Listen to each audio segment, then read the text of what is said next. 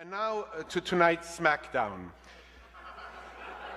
Christopher Hitchens and Al Sharpton. As you know, Hitchens' book, now out 126 hours, I believe, is ranked third on Amazon. It has a benign title which wouldn't attract anybody.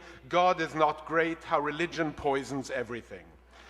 I was told that when Al Sharpton heard the title for the first time, God is not great, he said, "Says who?"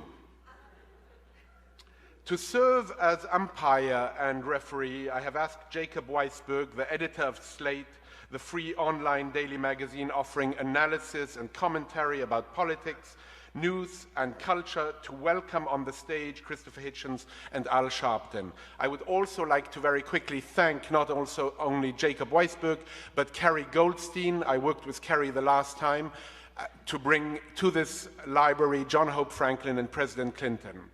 And now it is my great pleasure to welcome Jacob Weisberg, who will serve as umpire and referee, and Christopher Hitchens and the Reverend Al Sharpton. I'm honored to be doing the officiating this evening. Thank you, Paul, for the introduction.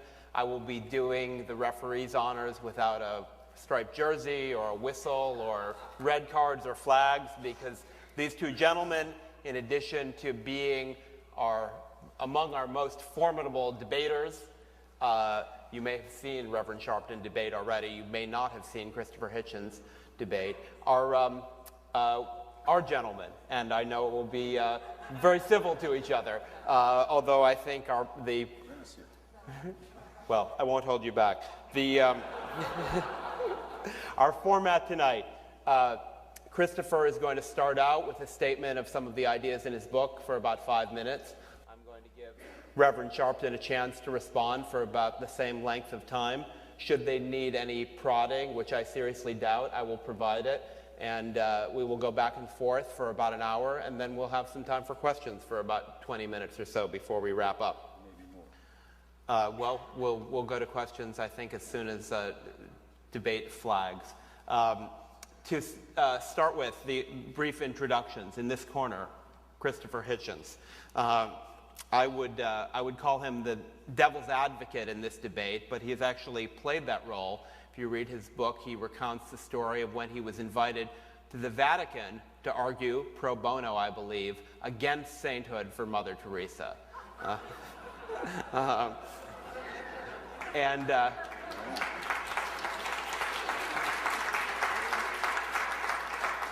Of course, the old bitch got it anyway.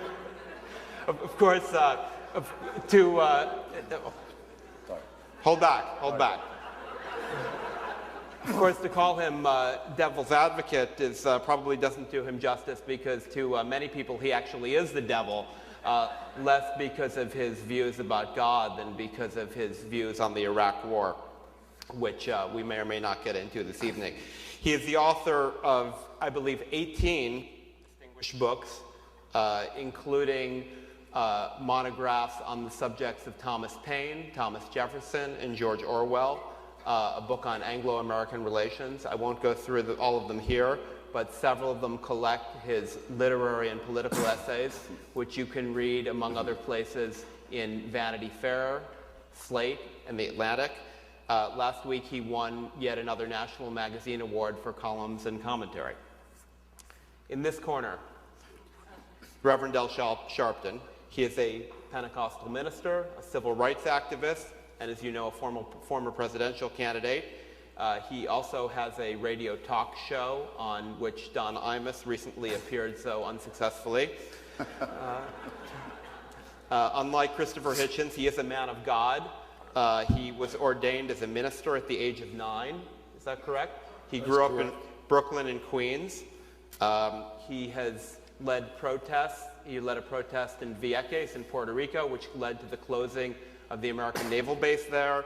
He led the protests after the killing of Amadou Diallo by the New York City police. He is, I should say, a leader in the campaign to eliminate homophobia in the black church. And he ran for the Senate in 1988, 1992, and 1994. He ran for mayor of New York in 1997, and he ran for president in 2004. making, I should say, the Democratic primaries infinitely more interesting than they would have been otherwise, and probably more interesting than they will be this time without him. Christopher, I would like to start with you. What have you got against God? Good grief. So it hadn't really sunk in on me that as you were being ordained, when I was 9, I was just getting out of there completely. I was 9 when I thought I saw through it, when my biology teacher told me that God was so good as to have made vegetation green because it was the color most restful to our eyes. And I thought, Mrs. Watts, this is nonsense. I knew nothing about chlorophyll or photosynthesis, nothing about the theory of evolution, nothing about adaptation, nothing of the sort. I just knew she'd got everything all wrong. And of course, the argument against faith, against religion, falls into two essential halves, not necessarily congruent, but I believe congruent. The first is, it's not true. Religion comes from the infancy of our species. I won't say race, because I don't think our species is subdivided by races. Infancy of our species, when we didn't know that the Earth went round the sun. We didn't know that germs caused disease. We didn't know when we were told in Genesis, you're given dominion over all creatures, that this did not include microorganisms, because we didn't know they were there. So you didn't know they had dominion over us. When diseases broke out, it was blamed on wickedness, or sometimes on the Jews. Or if it was by Jews, on the Amalekites, or as you will. We didn't know anything about the nature of the Earth's crust, how it was cooling, earthquakes, storms, all of this were a mystery. Well, we are at least to that extent a reasoning species. Even a conspiracy theory is often better than no theory at all. The mind searches for form. We're now stuck with the forms that we found in our infancy, in our primitive, barbaric past. Well, that could be fine still. No nation can be without mythology or myth or legend. And there are people who say, well, it's not exactly true. Virgins don't conceive. Okay. Bushes don't burn forever. Although why that would be so impressive, I've never understood in many cases. Dead men don't walk, and so on and so on. Okay, it's not really true. It does come from a rather fearful period of the Dark Ages, but at least it's nice to believe it. It teaches good precepts. This, I think, is very radically untrue. I give in my book the example, which I'll give you now, of a person very much influential on my youth, and I know on the Reverend's too, Dr. Martin Luther King. My friend Taylor Branch's book about Dr. King, I would rather call him Doctor than Reverend, because I'm sorry to say I think it's a higher title of honor. Taylor Branch's trilogy about him is called Parting the Waters, The Pillar of Fire, and At Jordan's Edge. And everybody literate here knows the story of Exodus and understands what Dr. King meant when he demanded that his people be free of bondage. But if you think about it for a second, it's a very good thing that the good doctor was only using this metaphorically. If he'd really been invoking the lessons of Genesis and Exodus, he would have been saying that his people had the right to kill anyone who stood in their way, to exterminate all other tribes, to mutilate their children's genitalia, to make slaves of those they captured, to take the land and property of others, to engage in rather long and hideous and elaborate arguments about ox goring, and finally, which is the sentence that ends that, or the verse that ends that section of the book, should not suffer a witch to live, the warrant for witch burning. In other words, in these books, there are the warrants for genocide, for slavery, for the torture of children, for disobedience, for genital mutilation, for annexation, for rape, and all the rest of it. It's a very good thing that this is man-made. There are those who say that they wish they could believe, and I suppose a decent atheist could say that if only for lack of evidence he wishes he or she could. I can't be among their number. I'm very glad it is not true that there is a permanent, unshakable, unchallengeable celestial supervision. A divine North Korea in which no privacy, no liberty is possible from the moment of conception, not just till the moment of death, but until well after. I've been to North Korea, and now I know what a prayerful state would look like. I know what it would be like to praise God from dawn till dusk. I've seen it happen. And it's the most disgusting and depressing and pointless and soulless thing you can picture. But at least with North Korea, you can die and you can leave. Christianity won't let you do that, because I mentioned another thing about the Old Testament. The Old Testament may have, any Jews and Christians who like it may like this too. They may have genocide, rape, racism, all the rest of the things I've mentioned, but it never mentions punishment of the dead. When you're done, when you're in the mass grave into which you've been thrown as an Amalekite, it's over. Not until gentle Jesus, meek and mild, is the concept of hell introduced. Eternal torture, eternal punishment for you and all your family for the smallest transgression. I have no hesitation in saying this is a wicked belief. I've also no hesitation in saying, and I mustn't trespass on the Reverend's time, that we don't need it in two senses. One is it's wicked. Two, we have and always have had a much superior tradition.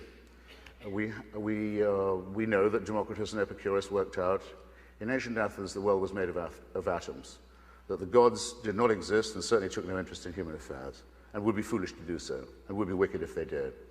We have the tradition that brings us through Galileo and Spinoza and Thomas Paine and Voltaire and Thomas Jefferson and Bertrand Russell and Albert Einstein, men of great wisdom and insight, by all means struck by the awe-inspiring character of our universe, by all means open to devotional music and architecture and poetry, by all means aware of the transcendent, but look through the Hubble telescope if you want to see something that is awe-inspiring. And don't look to blood-stained old myths. Now, why now? Why am I doing this now, people ask? Well, I'll tell you why now, because in the last few years it's become impossible to turn a page of a newspaper without being, as the religious would say, offended.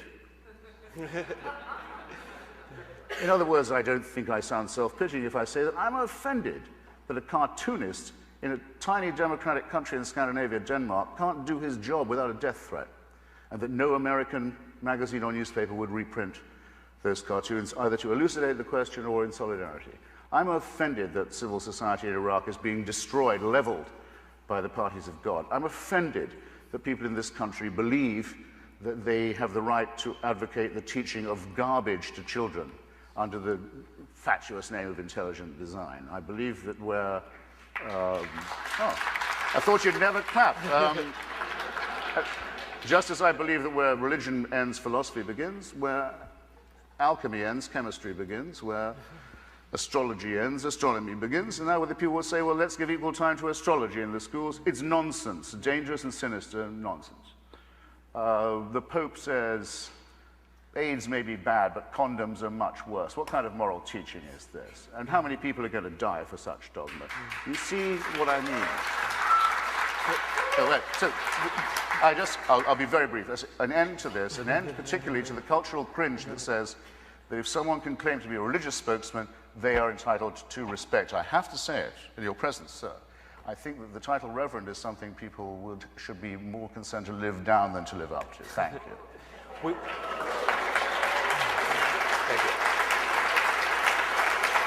you. Thank you.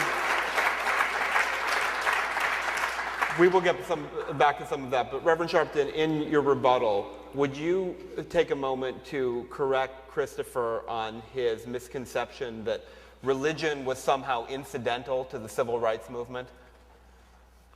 That's all you want me to rebut? No. I guess feel free. Cover that, please. Well, first of all, let me thank you for inviting me and to have this debate. It is the first time in my long career that I was not assumed to be the devil in a debate. It's an unusual place for me on the stage. So I couldn't turn down representing God and the divine in a public encounter. But I think that several things in rebutting with Brother Hitchens says, you don't have a problem with living up or down to being brother, do you? Damn right. I think that I take it you made a very interesting analysis of how people use or misuse God, but you made no argument about God himself. And by attacking the quote, wicked, unquote, use of God, does not at all address the existence of God or non-existence of God. We are sitting in a room that, because of lights, we assume that there is electricity in the building. Electricity can light up a room or burn it down. It does not mean electricity does not exist because it burns the building down, or that it is inherently wicked. It is how people use it. So clearly, people have misused God as they've misused other things that are possibly positive. But its existence is not in any way proven or disproven by you giving a long diatribe on those that have mishandled and misused God, because there are many that you can cite that have acted in a way that shows the goodness of God. Your book, God is Not Great, could be refuted by many that feel he is great or she is great, whatever way you relate to God. Science, to me, does not wipe away the existence of God, because science had to start somewhere. So to pick up mankind in its evolving state does not tell me where mankind began, how it became a long story of ordered steps. Well, who ordered them? Why do things follow such a natural progression? Who set the progress? And in fact, even the term wicked, if there is no God and if there is no supreme mechanism that governs the world, what makes right right and what makes wrong wrong? Why don't we just go by whoever's the strongest at any given period in history? Because nothing is wicked, because whoever's in power at the time would determine what is wicked and what is not wicked, because there's no real moral code, because there's nobody to judge that. So at one hand, we're going to argue God doesn't exist. At the other hand, we're going to call people wicked. Wicked according to who and according to what? It would be based on whoever has the power at that time. So I think that the real thing that I'm interested in, Mr. Hitchens, is to really discuss the idea of God and the idea of a supreme being, and how creatures and creation have just by some great coincidence, an unexplained scheme, follows some order that just happened by itself. Something, some force, some overruling force had to set all of that pattern in, and it continues thousands of years later. Can you give a million examples of where people have misused that, where they've distorted it, where in the name of God or North Korea or other tragedies have happened? Yes. In terms of the civil rights movement, it was absolutely fueled by a belief in God and a belief in right or wrong. And had not there been this belief that there was a right and a wrong, civil rights movement that you alluded to or that you referred to would not have existed, because what made it wrong for people to be slaves? What made it wrong for humans to be treated unequally? Because there was nobody to say that they were all equal. It was whoever had the strength. But at the end, what is refreshing is that you are a man of faith, because any man that at this date still has faith that there are weapons of mass destruction in Iraq has more faith than any religious person I know. Very well. It's a very generous response. Do you mind if I take it in reverse order? The belief that there were weapons of mass destruction, or rather the conviction that Saddam Hussein was interested in weapons of mass destruction, you could, I suppose, describe as an argument from design. In other words, he'd had them before, he'd known how to conceal them, he'd used them several times, he seems to be prepared to risk his entire political career on the idea of reacquiring them. I would say that was not a belief that had no evidence, and I would say that anyone who treated him as if he was innocent on the subject would be a sap, actually, would be my short word for it. Second, on the civil rights movement, I expected you to be more assertive. I don't know what Dr. King's private convictions about religion were. I know that he studied Hegel. I know that he studied Marx. I know that among his very close entourage were a large number of secular socialists and communists. You know their names too. Stanley Levinson is probably the best known, but among the black civil rights leadership, Bayard Rustin, secular socialist, Philip Randolph, secular socialist trade union leader. These were the building blocks for the March on Washington, as was Victor Reuther and many others. The belief that it is illegal as well as evil to keep black Americans in subjection does not require any supernatural endorsement. It had been proved repeatedly in law and in morality and in ethics, and demonstrated in practice. The only thing that had always been consistently justified by the churches was initially slavery, the right to hold someone as a slave, biblically warranted, and the right to keep the races separate, which is endorsed by a church that, just to give a contemporary example, one of the current candidates for the Republican nomination is a member of a church, the so-called Mormon Church of Latter-day Saints, that until 1965 had it as an article of faith that the Bible separates the sons of Ham and makes them lesser. Well, I don't have to discredit a text like that because I don't think it has any authority. So in a sense, I return the question to you. Now, I didn't say that God was misused. I hope I wasn't so poorly understood by everybody. I said that the idea of God is a dictatorial one to begin with, the belief in a supreme, eternal, invigilating creator who knows what you think and what you do and cares about it and will reward or punish you and watches you while you sleep is, I think, a horrific belief. A man-made one, fortunately. I'm very glad there's no evidence for it. In case I was misunderstood, let me assert again. I think it's innately an awful belief. However, the cleverest theologian, and have been some, has never been able to demonstrate that such a person exists. It's impossible to do so. It's not possible either for me to demonstrate conclusively that no such person exists. That cannot be done either. But one thing can be done. A person who claims not to know only that this person exists, a task beyond our brain, but to claim to know his or her, I accept your correction, Reverend, mind, to say, I know because I'm in holy orders, what this entity wants you to do, what he wants you to eat, who he wants you to go to bed with, and how he wants you to go to bed with them. What you may read, in what associations in private you may form, what thoughts you may have. That person is out of the argument now, it seems to me. We know that no one knows that.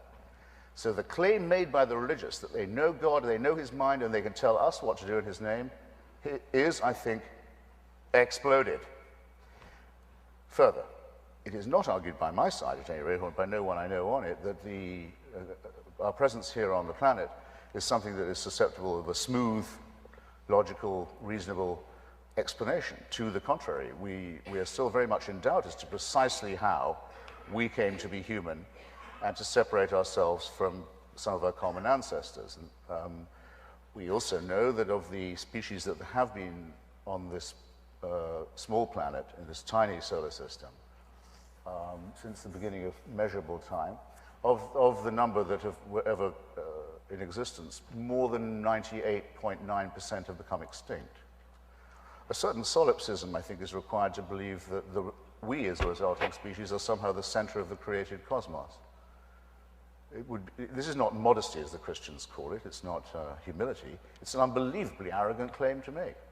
But at least it makes up for the other claim we're supposed to put up with, which is, well, yes, but we're also miserable sinners conceived in filth and doomed to abject ourselves.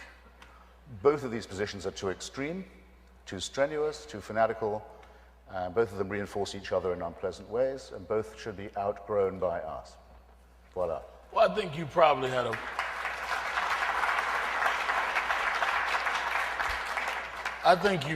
had a bad Sunday school teacher, because a lot of what you're saying is based on dogma and has nothing to do with one's belief in a supreme being. You're discussing, again, religions, dogmas, denominations, not the existence or non-existence of God. I'm glad to hear you concede you can't prove he or she doesn't exist any more than you claim that those that believe. Are you going to claim that that's God speaking on my behalf? Hate it when that happens. Or the devil, which you choose. But I think that, again, the basic core question of God goes way beyond any example, no matter how witty or humorous, of those that come in God's name. because it is the dictates of denominations or organized religious groups that tell you what to eat and what to wear and who to sleep with and all of that. That has nothing to do with the existence of an order to the universe that is clear and evident. That science, I think, confirms that it evolved from somewhere. That's how I relate to God. To your point, however, since I wasn't assertive enough in the first going forward, and I think one guy said that the other night in Vegas, and Mayweather got more assertive, he won the fight, so watch out on that. But I'll get a little more assertive. Dr. King's organization, Brother Hitchens' name was the Southern Christian Leadership Conference. So there's no question that he himself saw that the basis of the movement was God-based. Did he have some socialists that did not believe in God that associated with the movement? Absolutely. But they joined SCLC's endeavors after SCLC was formed. In fact, SCLC was formed in 1957 in New Orleans before many of them that organized the March on Washington. When Bayard Rustin, who I knew, went down south, his problem was he debated a lot with the ministers there, who was the core of that group. So to try and secularize the civil rights movement is just totally inaccurate. It was a church-based, faith-based movement. There's no question about that. And Dr. King, way before he studied Hegel and the rest, he grew up in Ebenezer Baptist Church, was an ordained minister, first went to Morehouse, then Crozer Theological Seminary, then went to Boston to study those that you have referred to. So let's not reinvent Dr. King any more than we try to reduce God to some denominational convention. And as for the one Mormon running for office, those that really believe in God will defeat him anyway. So don't worry about that. That's a temporary situation. But I think the core challenge that I would have is that I would say to you that if your argument is that there are those that have used religion, as in slavery or as even today, to oppress people and use religion to be unfair to people or have misinterpreted scriptures, you would get no debate from me. I think that is a fact of history and one that many of us have had to fight against. That still does not disqualify God any more than using anything in nature that is wrong. To say that one eats food that is poisoned does not mean one should therefore starve, because food is inherently bad. That, I think you're confusing the misuse of religion with the existence of God. There are those that have no religious affiliations at all that believe in God. There are people that don't deal with organized church at all that still believe in God. So when you say God is not great, let's not then debate organized religion is not great, or some that have exploited organized religion is not great. You, in the title of your book, and I've had a chance to go through your book, attack God, not those that express that they are therefore standing in God's place or representing God. And in your whole oratory about weapons of mass destruction, and he thought he had it and all of that, when we found him, he was in a rat trap with a .22 pistol. He knew he didn't have any weapons of mass destruction, because no one, as one that comes out of the hood, no one that has atom bombs would just retreat with a .22 and wait on the cavalry.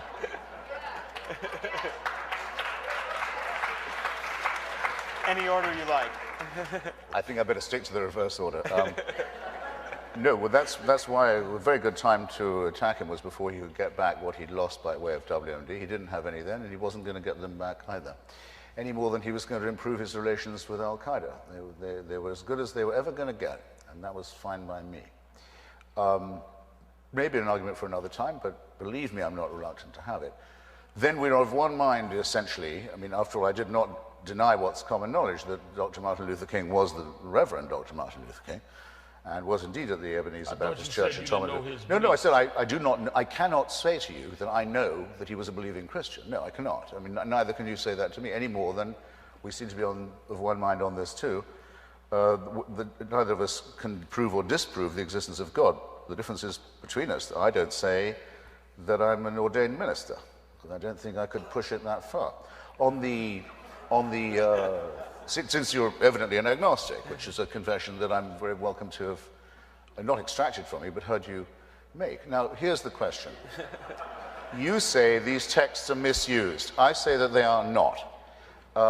The Old Testament says, or does not say, that Abraham was doing a noble thing by offering to sacrifice a son to prove himself loyal to God or to the voices he was hearing in his head.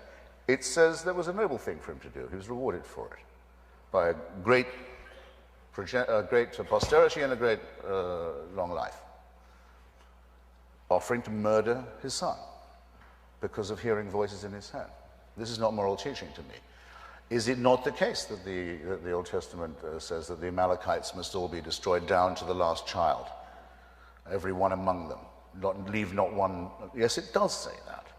The Bishop of Llandaff, in an argument with Thomas Paine, once said, well, when it says keep the women, as Paine had pointed out, he said, I'm sure God didn't mean just to keep them for immoral purposes.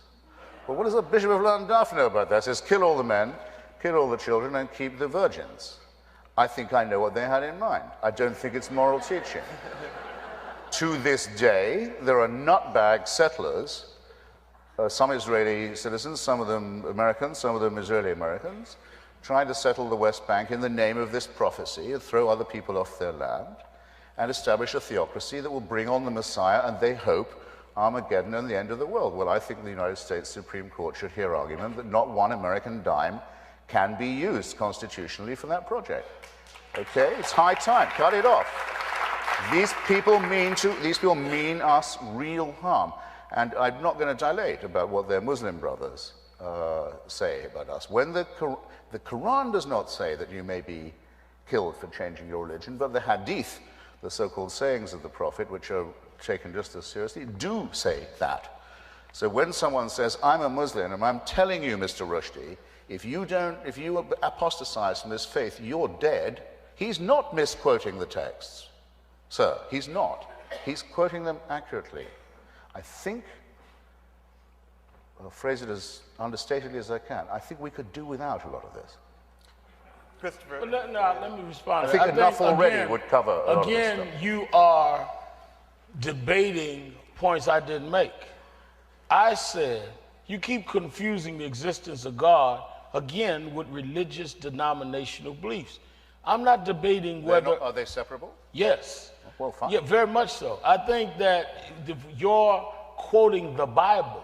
If you said everything in the Bible you rejected, you still have not established why a belief in God, maybe a belief in God through that vehicle may be your debate. But you're not addressing God. You're talking Quran, Bibles, people's interpretation of God. That is not my debate. My debate with your book is that you're saying, therefore, since they did this to, since Abraham was going to murder his son, there is no God. That's like 1 + 2 = 7. I mean, we're not, so Abraham may have been incorrect, if that's your point. Or what they did with the Amalekite, or what's going on in the Middle East. What does that have to do with the existence of a universe that is set on an order that I believe was set by a supreme being that continues to evolve today, that I think science has done a credible job in analyzing? Now, you can debate which one of the Bibles, Qurans, religious books may have had it right or interpreted it right, but that does not address the central question. You, sir, did not attack the Christian church or the Muslim religion or the Pope. You attacked God. And to attack God is a whole lot. You hit here and you debate here. Let's talk about God. Let's not talk about those that came in his name, and you have some maybe credible arguments against whether or not you felt that they were correct or incorrect. And again, I raised, as I did my opening statement, Who decides what is wicked, what is right, what is ethical? If there's nothing there that governs humanity, whatever's ethical is whatever we decide is ethical, because we're in charge. It's all up to us. Okay, once again, in reverse order, if I may. Religion gets its morality from us. I think it's very easy to demonstrate that. I'll do it from one of each of the two testaments. You back on testaments. Well, why don't you write a book? Testaments are not great. I spend a lot of time with my Bible. Okay, my Bible. I do. I told you you had or a the bad Babel, Sunday as they school call teacher. it in Dixie. I do. In the there's a very famous parable in the New Testament where the alleged Jesus of Nazareth tells a story about a man from Samaria. We call him the Good Samaritan, who, finding a fellow creature in enormous distress and pain, goes well out of his way to alleviate his suffering and to follow up to make sure that his sympathy hasn't been a waste of time, to do the aftercare, if you like. Well, we know one thing about this person from Samaria. He cannot have been a Christian. Right? Jesus is telling this story about someone he's heard of, who acted, as far as we know, from no other prompting with elementary human solidarity. What other prompting do we need? Our species would not have survived. We wouldn't be met here if we didn't have, as well as many selfish instincts, the need, and often for our own sake, to be of use to others, to combine with them, to take an interest in them, to care for them, and to worry when they're in pain. No supernatural authority, as with the civil rights movement, is required for this. Morality comes from us. Religion claims to have invented it on our behalf. Then, okay, another example from the Older Testament. Is it really to be believed that until they got to the foot of Mount Sinai, the followers of Moses believed that up till then, adultery, murder, theft, and perjury were okay? They're suddenly told, oh, hey, we got some new ideas for you. I don't think so. It's a bit of an insult to the ancient Jewish faith, of which Jacob and I are both rather disgraceful ornaments in our different ways. I think our ancestors were smarter than that, and even if they weren't smarter, they wouldn't have got that far if they'd been under the contrary impression. The golden rule is something you don't have to teach a child. There's no need to say, and if you don't follow this rule, you'll burn in hell forever. That's immoral teaching. Now, I hope I've made myself clear on but I'm wondering if I have, because you face me, Reverend, with two very unwelcome thoughts. Either I have been completely inarticulate in everything I've said this evening, or you have misunderstood me. I have to throw myself, or these are not mutually exclusive, and I should have seen that coming. I thought I said it's common ground. We cannot know that there was a creator, whether of ourselves or of our cosmos. If you may wish to assume one, but that's the best you can do. The evidence is all that the cosmos evolved, and the evidence that there was a single mind, purposeful creator of it is nil. There's no evidence for that at all. By all means, believe it, as long as you don't try and make me believe it or teach it to my children.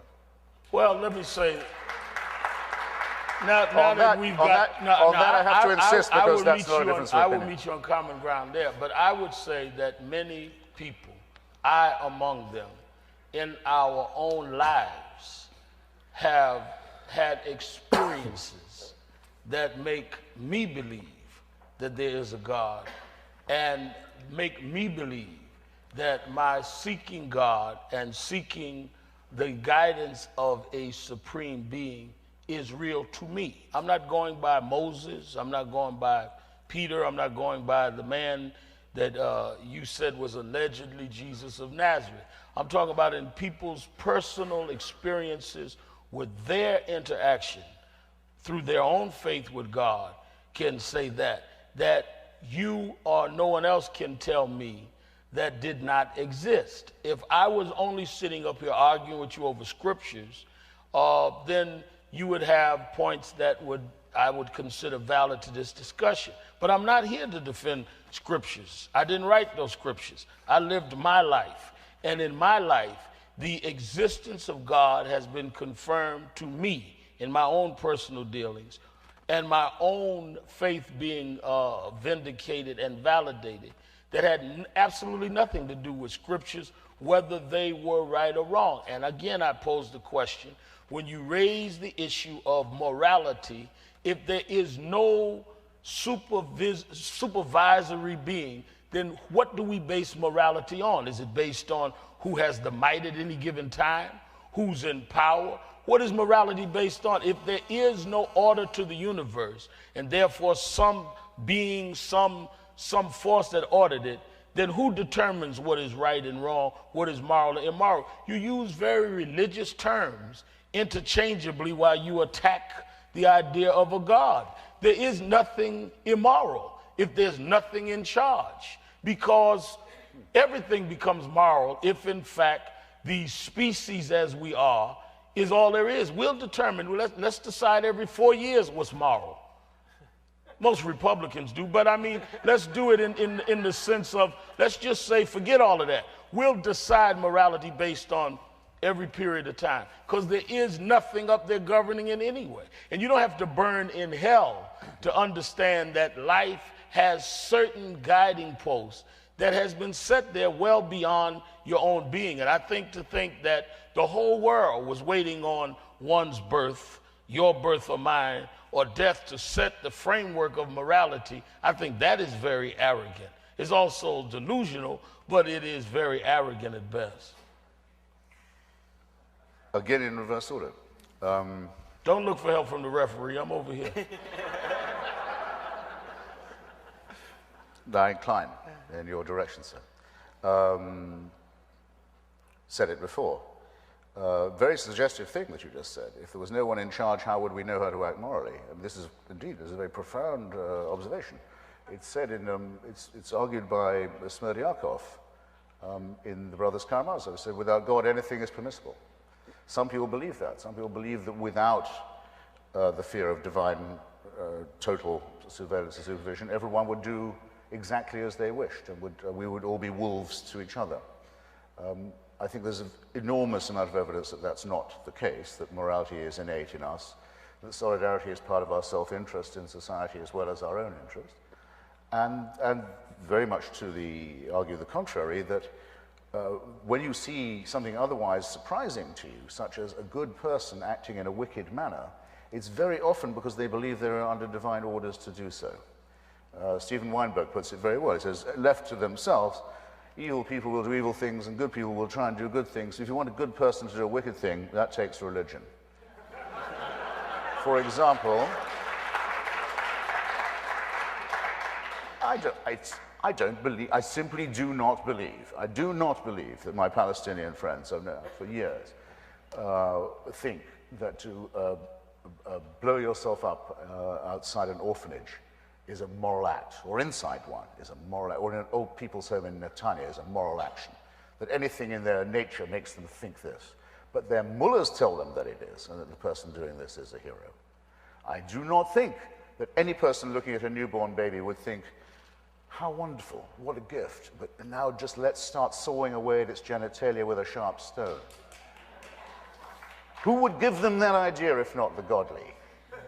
And what kind of argument from design is this? Babies are not born beautiful, they're born ugly. They need to be sawn a bit because the handiwork of God is such garbage. Well, honestly, this is what I mean when I say that those who think there's any connection between ethics and religion have all their work still ahead of them, and after thousands of years still have it all ahead of them more and more. There. So you do not believe in your long and thorough research of history that atheists ever did anything evil. These were only religious people that were driven by somebody representing God that made them do that. And people that came in satanic ways, all of that is rubbish. Only religious people reading scriptures of some sort have done wicked things in the history of the world. I should have raised that question myself, and I realized also... But you didn't, so I did, so let's... But I've never yet been at one of these meetings where it didn't come up, but I owe you yet another answer. When you say you've had this confirming emotion in your own life, of course, I would not be so presumptuous as to challenge you. Indeed, I believe people when they say that they have experienced miracles. I believe that they think that they have. I think I'm obliged to credit them if it comes to that, as long as they keep it to, if you like, if I can put it like this, modestly as I dare, to themselves. If I believe that I was saved because once a baby boy was born and before mutilated, was made the extraordinary discovery that he'd escaped the female birth canal. His mother was a virgin, or at least her birth canal was only one way. That thus I was a sorry thing, by the way, religion's distaste for these regions, don't you find? And something to put you on your guard. Suppose I thought, okay, now I know that must prove his teachings are true, which it doesn't seem to me that they do, but suppose I did, and I'm going to be saved by it. I think that was a wonderful secret. It would make me happy. It should make me happy. It doesn't make people happy. They can't be happy till I believe it too. My children must be taught this stuff.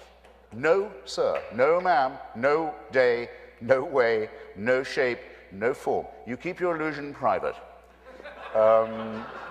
And I hope it does make you happy, and there's perhaps some reason why it would. But we're told the Pope's authority to say you can't have a condom comes from his ability to certify a miracle, a disturbance in the natural order. I think it was David Hume who put it slightly vulgarly. This was again about the virgin birth, I think. Which is more likely, that the whole natural order is suspended, or that a Jewish minx should tell a lie? There has to be an answer to this kind of question. As to the secular bad behavior, well, I used to be a believing Marxist, and I've had this argument about communism in different forms all my life, and I realize you confront me with an intensely serious question, and though actually secular criminality on the political level wasn't really possible until pretty much the late 18th century, because the religious monopoly on violence and cruelty and torture and slavery and so on was so intense, it has to be said that some of my non-believing forebears seized the opportunity to behave the same way. Sure, there's no question about it. And I'll put it like this, to take the best-known case. Up until 1917, the Tsar of Russia was not just the absolute ruler and owner of all of Russia and all the Russian people and everything in it, but he was also the head of the Russian Orthodox Church. He was considered by the church and the people to be something a little more than divine. Excuse me, a little more than human. Not as high as Hirohito, but a bit higher than the Pope in secular and temporal power. If you were Stalin, you'd be crazy if you didn't take advantage of a people who had centuries of indoctrination of that kind. Of course you would want to see if you couldn't replicate that, and to see about reproducing it, emulating it, trading on it, taking advantage of it. You'd be nuts if you didn't do it. So the answer, I think, which is a very long process, will be a long cultural process, is to try and move people up to a cultural and intellectual level where they are above that kind of appeal, where they're not credulous, where they don't take things on faith, where they don't make gods or idols or images out of anybody, including fellow human beings, and they learn the pleasures of thinking for themselves. How about that for a modest proposal? I'd like to use my referee's power to ask you each a question before we open it to the audience for questions. And Christopher, my question for you, taking up the cudgels a little bit for Reverend Sharpton, you keep coming back to various forms of biblical literalism. Reverend, somewhat to my surprise, has not defended anything in the Bible and asks quite reasonably, what is your problem with deism? You've written about Paine, Jefferson, you write in your book about Einstein and Darwin, who are arguably deists in a way. What is, since you say yourself you can't prove God doesn't exist, what is your problem with faith divorced from religious text or literalism? Well, religion is not the belief that there is a God, after all. Religion is the belief that God tells you what to do. So, if we are to talk about religion, we are not... A theism believes in the existence of a creating being, but it has no prescriptions for morality. You can't, as a theist, cannot say, I think that this universe is so well designed that it implies a creator, therefore don't be going to bed with another member of the same sex. Right? Theism, and deism, excuse me. Did I say theism that time? Deism, excuse me, is therefore not a religion.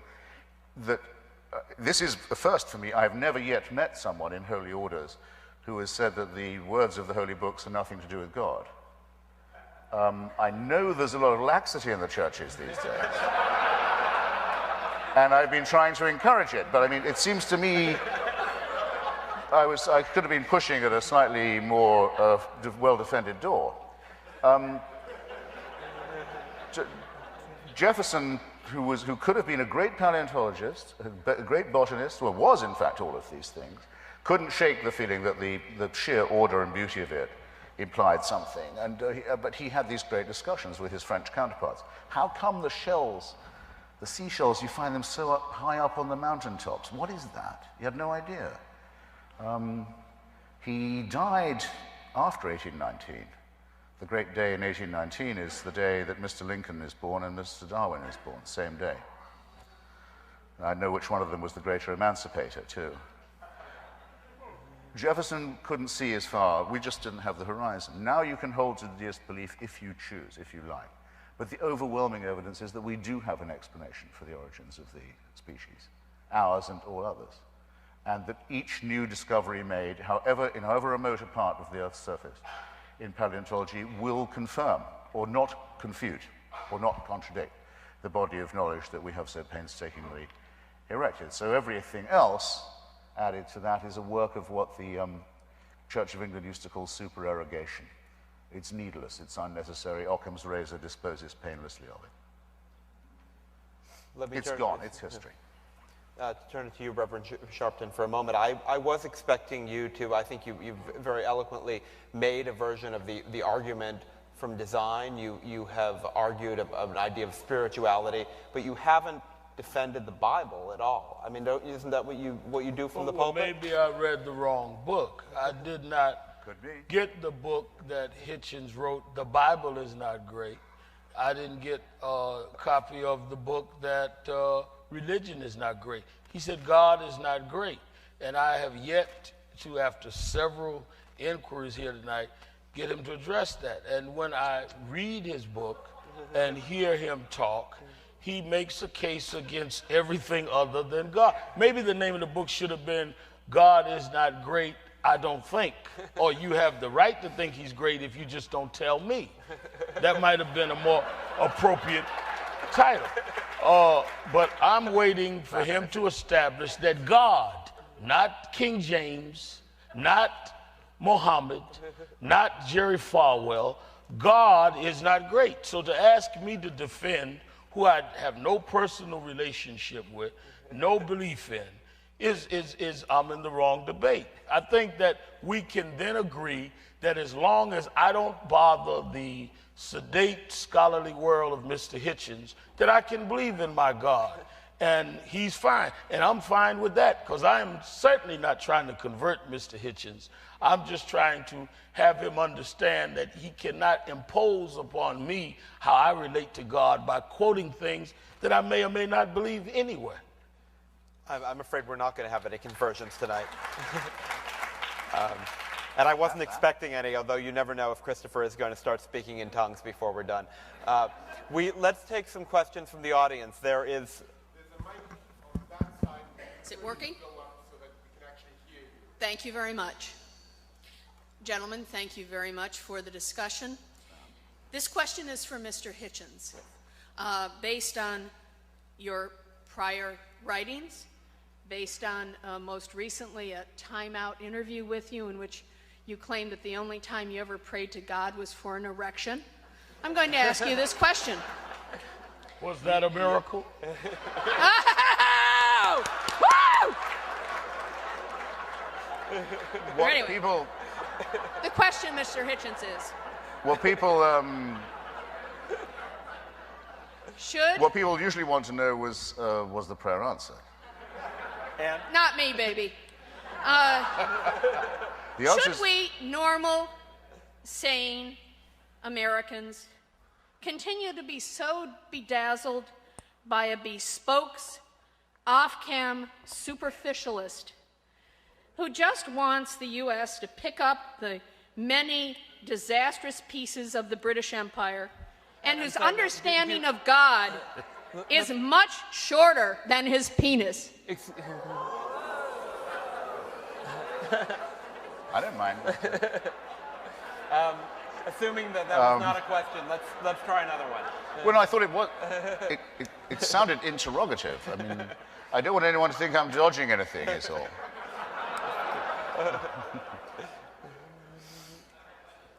Yes. It might be difficult for me to follow up that one, but correct me if I'm wrong. In the beginning of the talk, you Oh, we will. you expressed antipathy towards deism in principle. Slow down. I can't hear what I'm it's sorry. I can't even. In the beginning of the talk, you expressed antipathy towards deism in principle, predicated on this particular interpretation of God as a supreme dictator and judge. Is that correct? That would be correct, yes. Now, if I could play devil's advocate for God for a moment, could you appreciate a God who watches us and our actions eagerly and with great interest because he created a world where everything is permitted? Yes, I can picture it, but not without horror.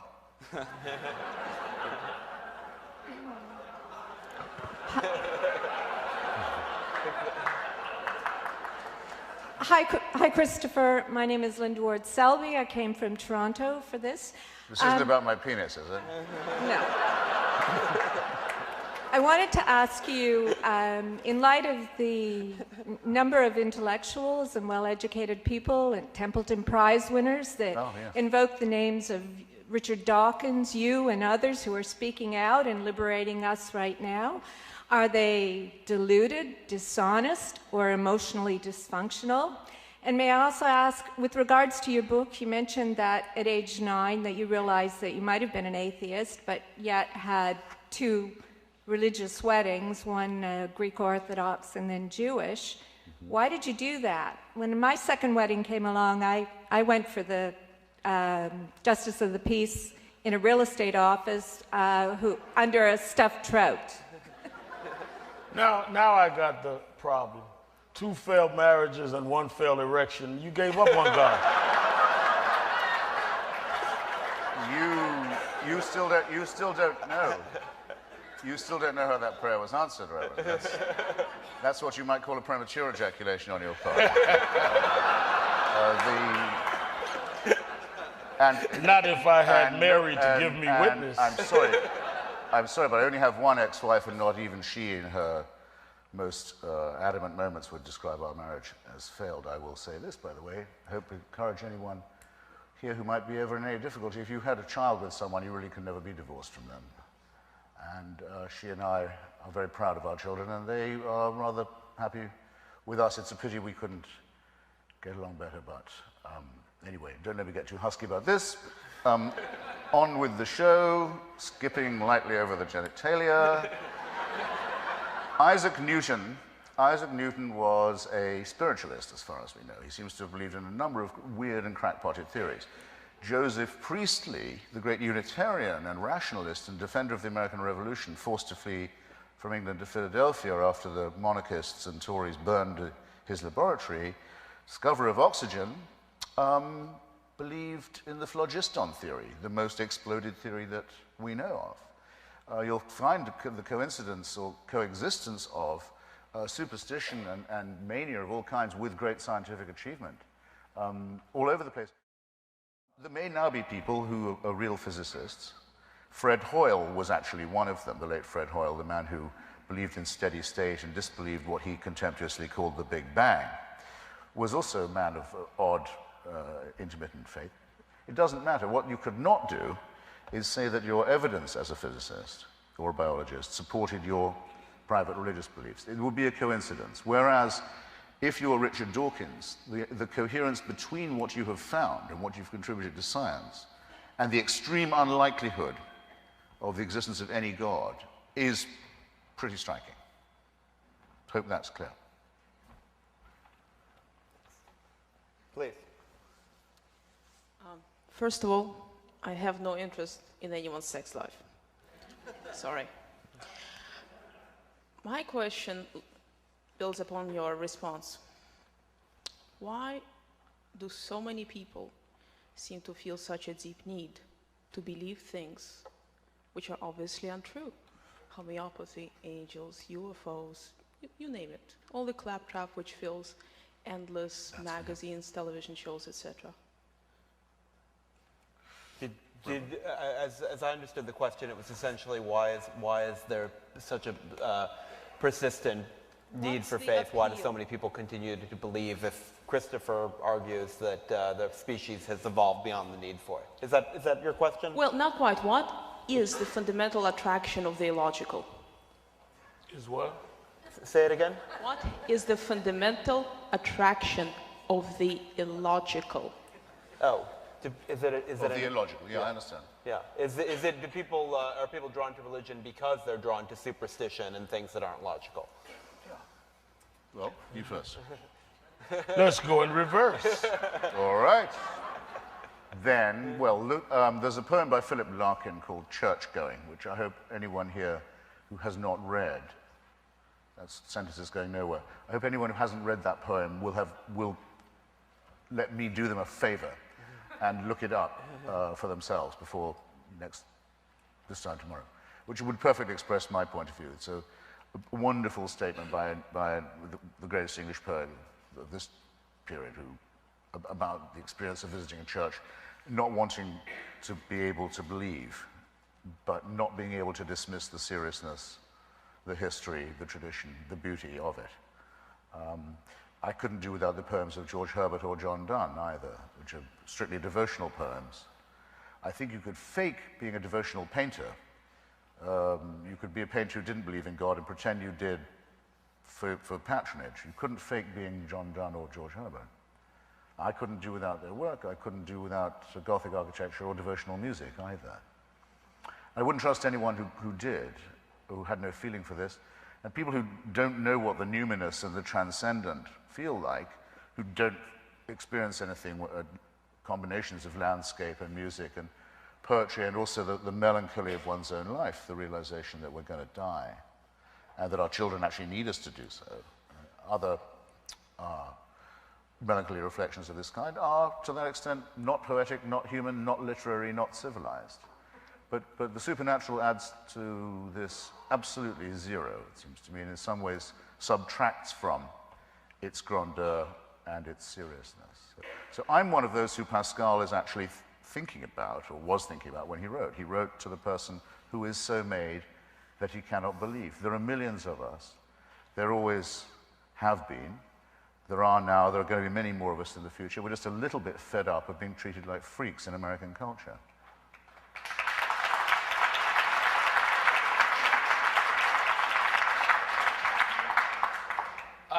From my belief, do not believe that everyone believes in things that are illogical. I think that, and there are different theologians that approach it differently. I guess the closest, well, not exactly where I am, but Paul Tillich, that talks about a personal God, would be going in the direction that I believe. I believe in my own experiences, in my own relationship with God. And that is not based on any illogical, unbelievable act. I do not believe things that are necessarily part of dogma. And I think that Richard, you or whoever has the right to disbelieve it without being a freak.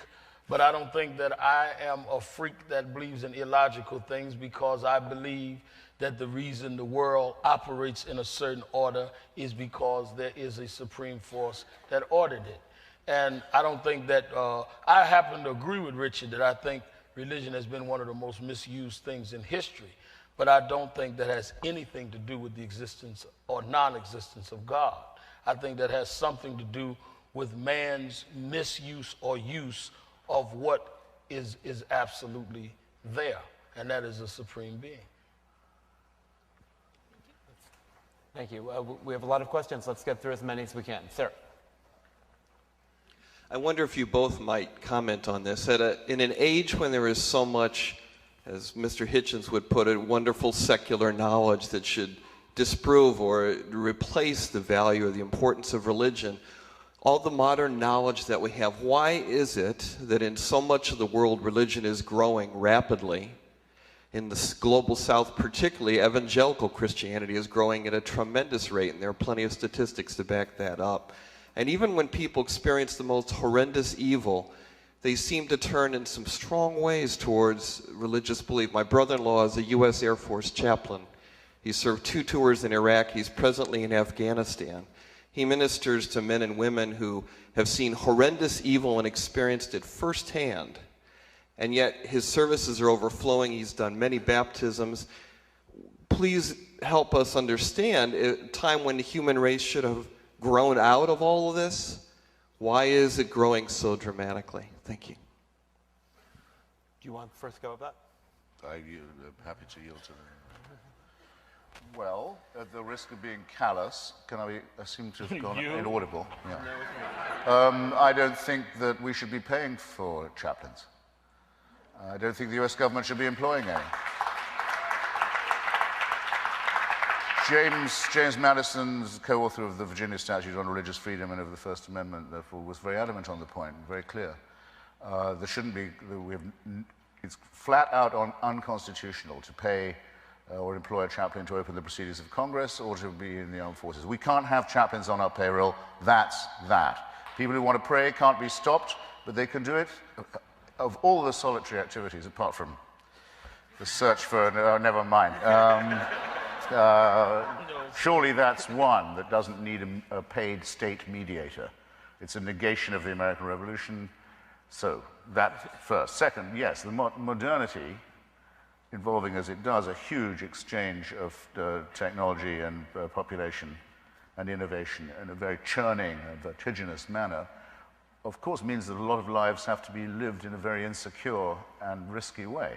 And it's not at all unlike our nature as a species to try and cling to stability, certainty, and consolation in those cases. It explains itself, it seems to me. What is notable, though, is that it hasn't come up in thousands of years with any superior explanation to the old ones. It still is going back to myths that were discredited and exploded many years ago, and these, of course, turn out to be false consolations, whereas the consolations of philosophy and of the aesthetic and of the beauty of science and of reason, so available to us all the time, and really able to explain why things happen, why terrible wounds are inflicted in Afghanistan and so forth. No, that won't do. Let's, like some absolute loser, find the person who Paley means, who says, finds a watch on the beach and thinks, I don't know what this is for, but it seems to tick, it must be for something, but doesn't understand it. We find this wonderful truffle and open it and look at the chocolate and throw it away and then munch on the wrapper. I don't understand it, but I'm one of those who are not made this way. I think the core of your question, I think that the more mankind learns, the more mankind understands that it does not have all the answers.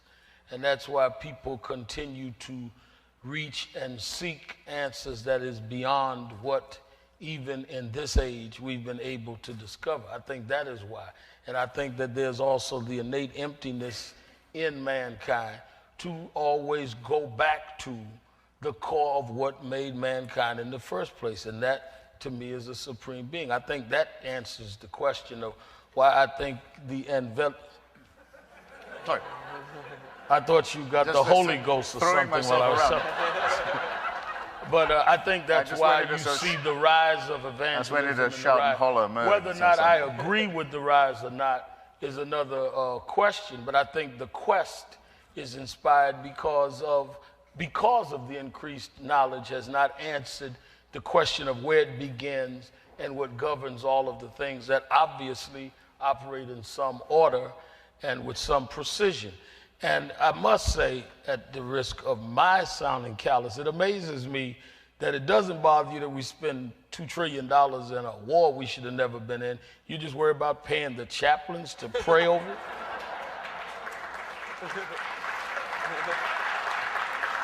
Yeah, well, you see, I don't love our enemies, and I don't love people who do love them. I hate our enemies, and I think they should be killed. And I think that they want to kill me. And I think we could do it probably with half the budget, or maybe twice, but I'm absolutely sure that there should be no country that has a budget that could threaten ours.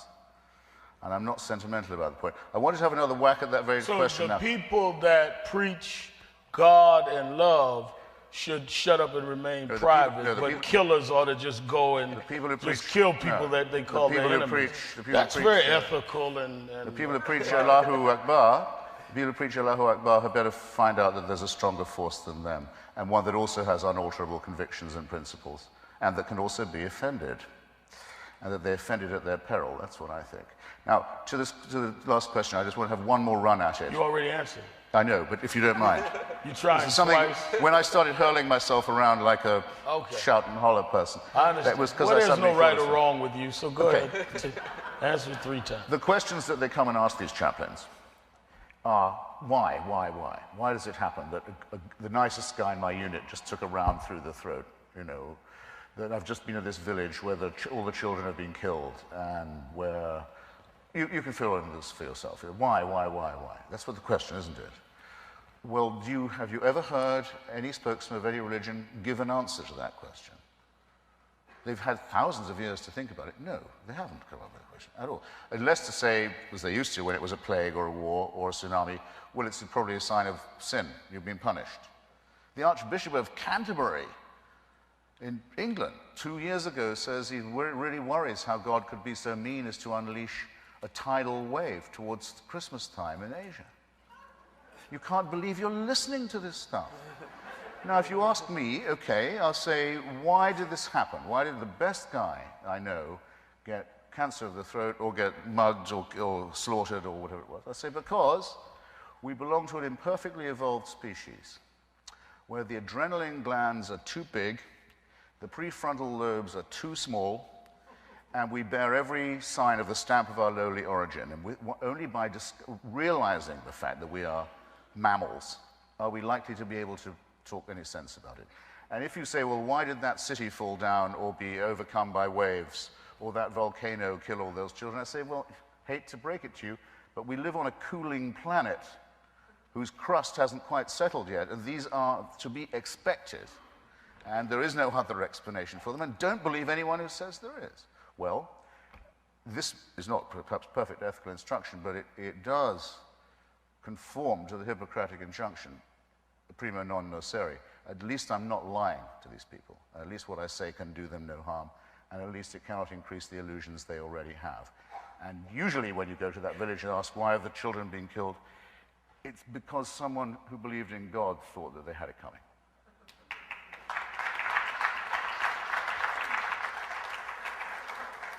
Next. Hi, thank you. I'll be brief.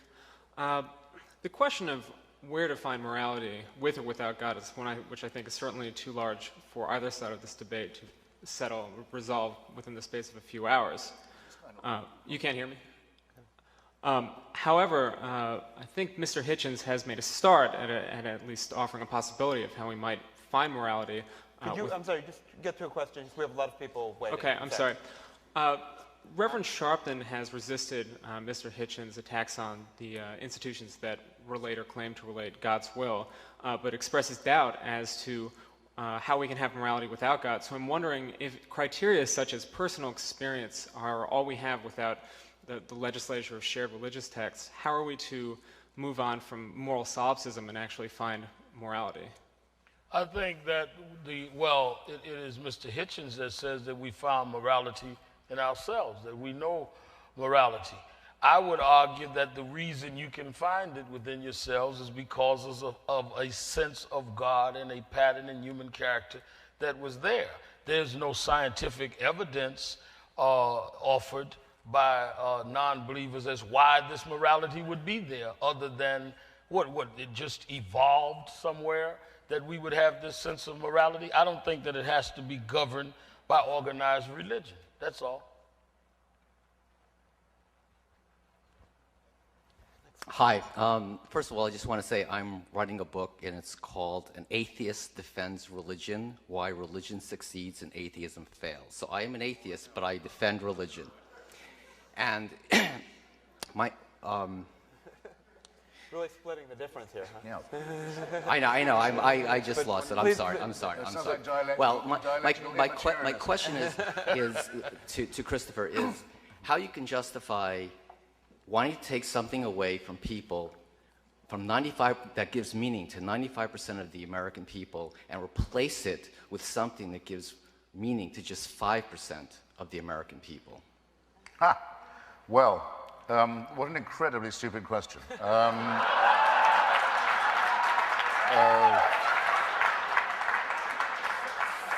First, I've said repeatedly that this stuff cannot be taken away from people. It is their favorite toy, and it will remain so as Freud said in The Future of an Illusion, it will remain that way as long as we're afraid of death and have no problem, which is, I think, likely to be quite a long time. Second, I hope I've made it clear that I'm perfectly happy for people to have these toys and to play with them at home and hug them to themselves and so on and share them with other people who come around and play with the toys. So that's absolutely fine.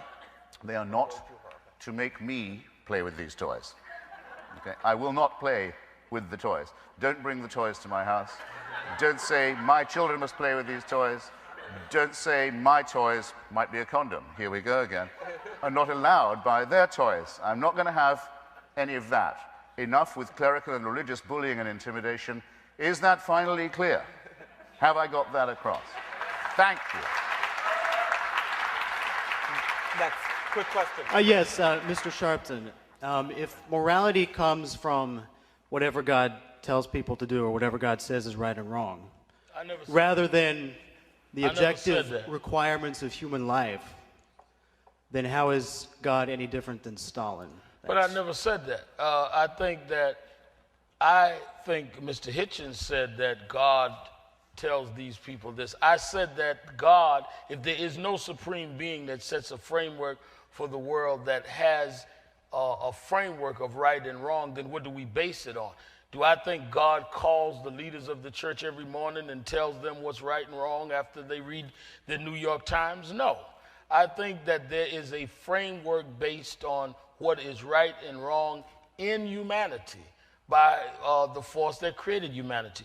And that is not God sending you an email every day or a revelation on a mountain. I did not say that. I think that was his concept of what had happened to some that had professed that. So I can't defend what I didn't say. I am of one mind with the Reverend in saying that there has been no divine revelation. There could not be such a thing. But I'm a little disappointed in you. I know you are. Just a fraction disappointed. I know you are. But you can live with it. I can see I'll try. You're man enough. You're man enough. I'll try. This is a follow-up, I guess, to the last question, but if you need God or religion or spirituality, whatever, to have morality, then how do you explain the high crime rate in the U.S., which is the most religious industrial country in the world, versus Japan and Sweden and other countries that are almost entirely secular?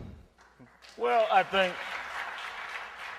think you confuse two things in your question. There, first of all, is a distinct difference between spiritual and religious. You kind of intermingled the two. And I think that those that commit crimes, and I hate to disagree with Mr. Hitchens, are not all believers in God. I mean, to say that that question is logical is to say that every criminal is a God-fearing person that commits crime.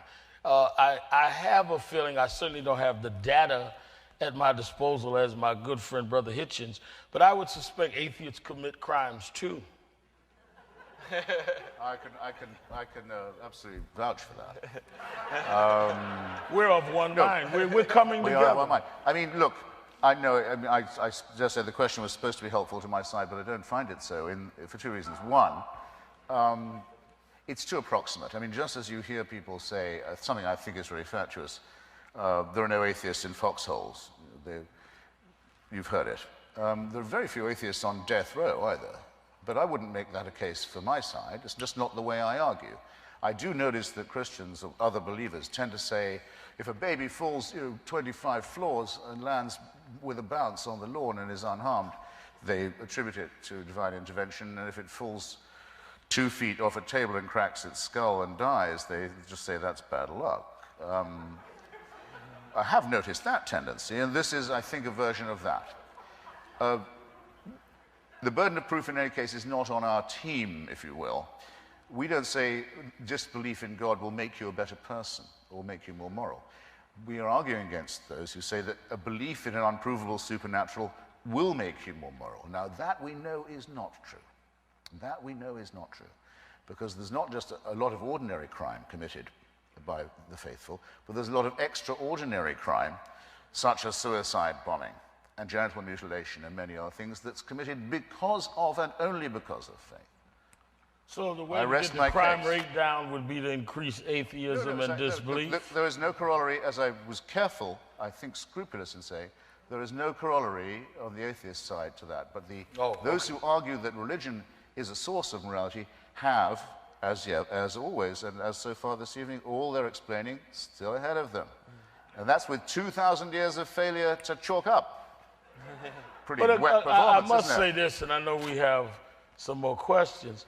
Atheism has been here for thousands of years too, and I think that just as there is a lot going forward to look for answers from those of us that believe, those that have made thousands of years of careers and books in disbelief haven't answered much either. Well, if you think that Spinoza, say, or Democritus is just the equivalent of, I don't know who. Did you say Paul Tillich? I just think you're not comparing like with like. I think our tradition beats yours every time intellectually. Of course you do. And our tradition has, we've never had to take anything back. We've never had to say, look, we've been teaching the children the world was flat for too long, we'll have to change this now. We never said you're going to limbo if your child dies unbaptized. We have nothing of this sort on our conscience, and every discovery made by independent, corroborative, disinterested research tends to support what we suspected in the first place. But I would argue that those of us that believe in our own relationships with God and believe prayers are answered does disbelieve that. It's hard to lose something if you put nothing there but just argue against whatever's there is not there. So you start with the undue advantage. That went straight past my bat, I have to say. I know. I want to take just 2 more questions. Sir, please. Mr. Hitchens, does man have an innate need for ceremony and ritual? And if so, how does he satisfy it without religion? I believe that we do, for the most part, have an innate need for ceremony and ritual, yes. I think that seems to be a common finding of all anthropologists in all societies at all times. This doesn't mean that they have to take the form of, say, human sacrifice, though some of the better and more elaborate ones have taken that form. Or, say, the investiture of a monarch, where one would be better off with a republic, and so forth. I mean, the knowledge of these needs or innatenesses is also an awareness that these impulses must be, so to say, domesticated, civilized. Actually, the best argument I know for religion, which is, perhaps I owe an apology to the gentleman I was rude to a few moments ago, which is in a way an atheist argument, is that religion, though it's based on complete falsity and fantasy, does at least give a form and a shape to people's atavistic and superstitious and barbaric and other worshipping tendencies. It domesticates and organizes them. That's what many people believe the Roman Catholic Church has been doing for a while, and I would be prepared to concede that if it wasn't for the teachings on virginity, the denial of the right of contraception, and many other horror shows. But they can put on a good ritual, I'll give you that. But don't go believing that if you put a wafer on your tongue, you're going to change the cosmos. Because, there's no truth to that at all. We're honored to have Ayan Hirsi Ali here this evening. Wow.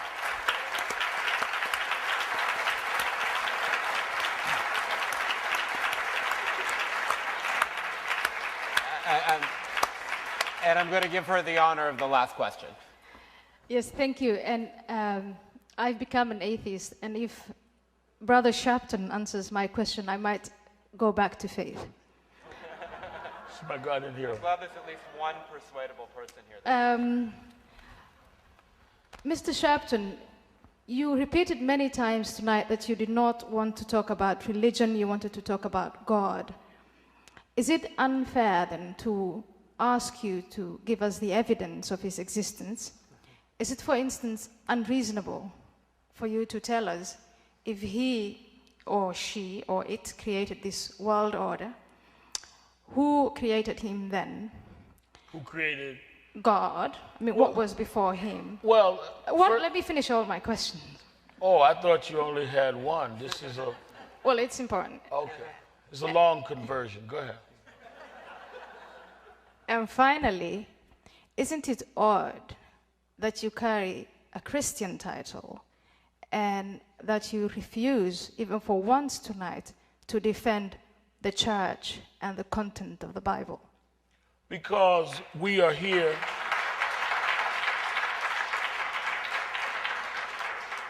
We are here to discuss Mr. Hitchens' book. And Mr. Hitchens' book attacked God. And I wanted him to defend his book. His book, unfortunately for your question, did not attack the Bible or Christianity. And I would not want, well, you have to read the book. It does when you get inside. But I think that what you must, what I wanted to convey is that there are all kinds of people that relate to God other than the ways Mr. Hitchens may address a certain religion that I respect. You don't have to be a Christian or a Muslim or a Hindu or Buddhist to believe in God or worship God. So that is not the defense against those that say that God does not exist, because that would have reduced the debate to just part of the framework of the book. So that is why I wanted him to discuss with us his whole attack, not just his dogmatic attack, though he clearly does. And I do encourage people to buy the book. It's well written. I don't believe what it says, but it's well written. He's a very nice eloquent and well-versed person. Well, it's extremely handsome of you. Oh, I know that. And so, but in answer to your first question, I think that, again, to say that one does not exist because I cannot say for sure how it was brought into being. I'm sitting on this stage, you don't know how I was born. Answering God's not there because we don't know who God's father was or how God came into being, I don't think deals with the existence that there is clearly confirmed by some of the scientific data in Mr. Hitchens' book that I again encourage you to get and get an autograph. Is that a ritual when you sign autographs? Yes, it is. I think that it's more like a sacrament, actually. That the existence of God. It's a sacrament. It's more like a sacrament. It's a sacrament. This is America, baby. Don't put a wafer on your tongue when you get an autograph. Only going to be nice to people with receipts from now on. That's how moral I am. I'm afraid we're ending the evening with no conversions, but with a lot of eloquence. And I want to please join me in thanking both of our debaters. Very good of you to say that.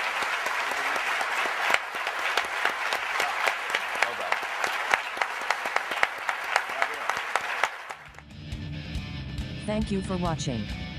Please like this video and subscribe to Answers in Insanity. Check out our t-shirts at thatdamnatheist.com. Hope to see you again soon.